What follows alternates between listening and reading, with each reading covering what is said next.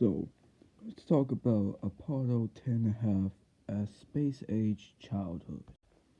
I'm gonna be honest with y'all, I've never heard about this movie before, like whenever it was like first released.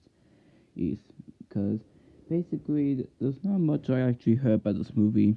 Like, it was a bit like it came out in a rush time because there was not, I didn't hear anyone talking about this film. But the only time where I actually knew this film existed is when I looked into a review of the film by Animat. And I also heard that this is a Netflix original film.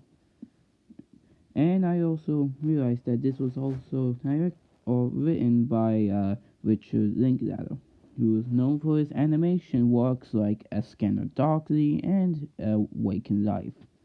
So now looking into this film. Would this film be like at the same rates of like Apollo 13, or are we gonna like throw up in this film? Let's well see for ourselves. In this film, there are two parts that are happening. The first is Apollo 10.5, where it's about this boy named Stanley who is on a top secret mission in to be like the first kid to be on the moon or to beat Russia if they ever land on the moon in time.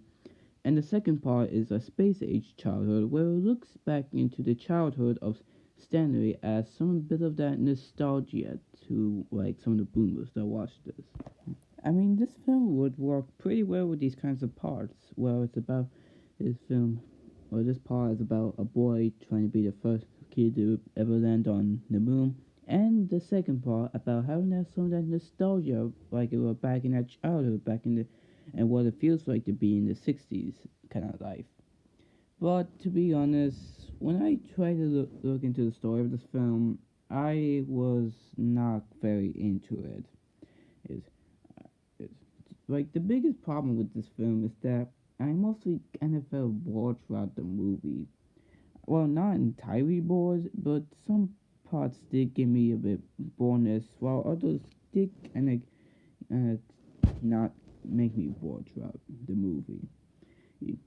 Even though the 1960s element is kind of the part that doesn't do well in this film, since it mostly always shows in many commercial advertisements as possible as of right now. And due to the 1960s elements, it mostly feels like I've been lied to that I was hoping for like a space boy adventure type movie. But but to be honest, it's mostly just about the 1960s element when it's mostly used throughout the movie and the ash and the bleh, and the other part of the boy trying to be like an astronaut. It mostly felt like filler. Not to mention that most of the elements that they're trying to say in the 1960s is just like product placements. If it wants to be like a film for like people that was born in the 1960s or had fun in that time, that's perfectly fine. But but to be honest, it could have been better if it actually tried to make a story that actually has a purpose. I mean, the story could have been better if it actually had more purpose for some of the characters and maybe the story too. But most of it is trying to say is just some of the 60s elements back in the past. Yes. I mean, it does have a good idea to bring like a documentary style of the 60s, but it is quite hard to tell for the movie what it tries to be. It was trying to be like a coming of age story or a documentary. And for a film that doesn't do much with its story that tries to offer like an actual film that has a story that knows what it's trying to be, then the film is just left with no purpose, sadly. If the story weren't offer much, then I wouldn't actually quite say the same for the animation. Heck, I can actually say that this is one of Netflix's best animations so far. Yes, that we know there ain't there many 2D animated films to say since the animation budget can be a bit expensive. But this could probably be the best 2D animation we ever had in a long time. But it also has works with the tone of our childhood when they actually use some of the colors that have a brighter color as the tone. Yeah, there's basically no point on making this animated, but I guess there is sort of one that is trying to have some of that bit of that 1960s nostalgia. But think about it now. If you're trying to make a film that's trying to be as a live action 60s documentary, then there wouldn't be much put into it.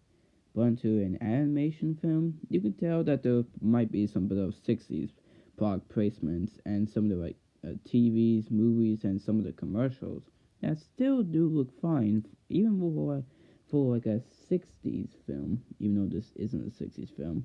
But it tries to give some of the nostalgia that does work very well. I can even say that this could probably one of be Richard Linklater's to best animation so far. And a movie that's mostly about like a coming of age story, you might expect to have engaging characters in this film, right? Well, due to the story not trying to have much focus, then the characters aren't really that good. I can even say that most of these characters are pointless to begin with.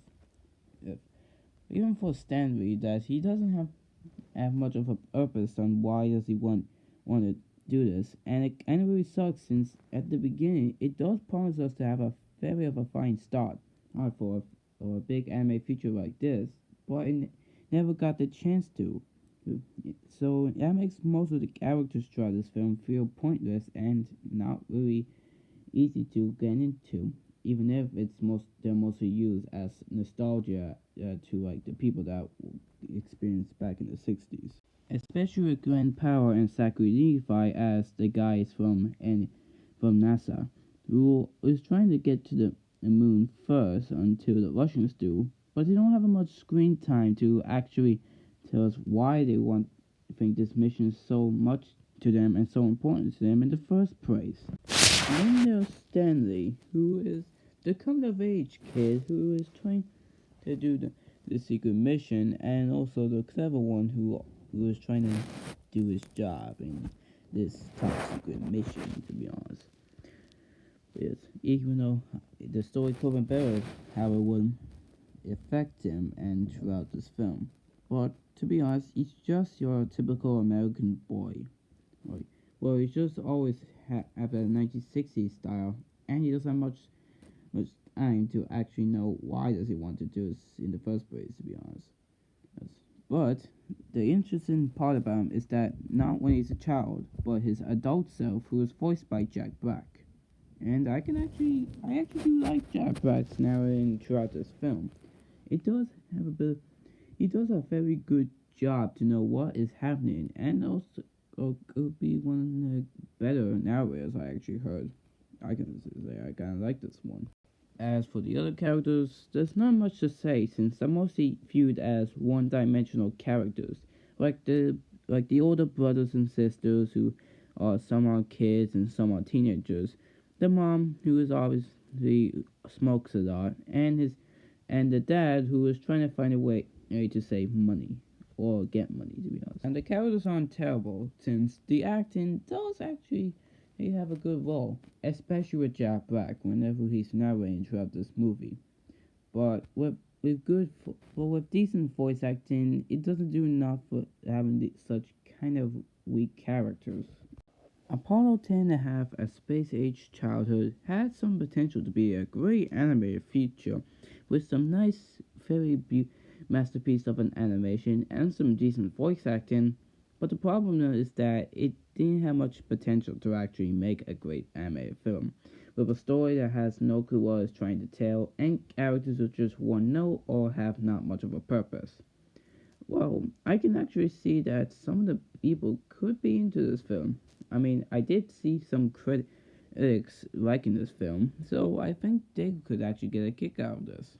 Yes, for like some of the people that were had their childhood back in the 60s, or people that were born in the 1960s decade, that if they actually like the idea of this film being the 1960s for those people, that's perfectly fine. But this film isn't quite for me, and I'm just gonna give this a 0 of average, cause even I know Richard Linklater can do better. But anywho, this film is average, but to be honest, I won't be revisiting this film for long enough.